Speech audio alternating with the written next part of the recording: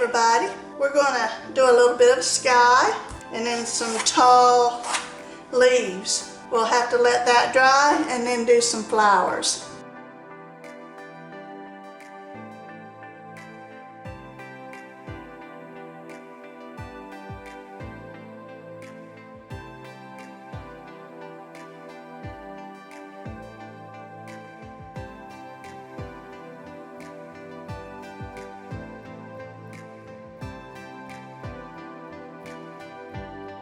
Well, I didn't have my recorder on, which is a pain in the butt.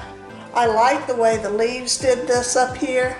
I'm not going to change that. I actually like that.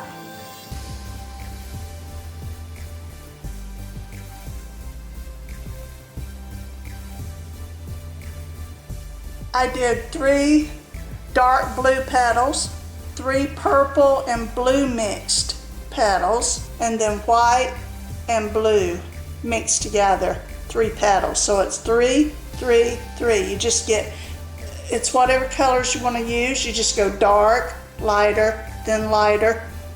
The bottom ones are the biggest, and then smaller, and then just small. That's all I did. Where you see all the white, I'm filling that in with black. I didn't want my background to be black. I didn't want my leaves to be dark. So I'm going to do it individually to where it's more defined. My black is 1 part Floetrol, 1 part acrylic paint. I also use 1 part white glue, all-purpose glue, and 1 part acrylic paint on some of my paints. It's going to take 2 coats to do my black. This will make your grass pop just show up a lot better. When I'm doing something, I gotta rest my hand on the canvas. I like putting a pan under it. It's a baking pan. That way I don't stretch my canvas out with all the weight from my hand.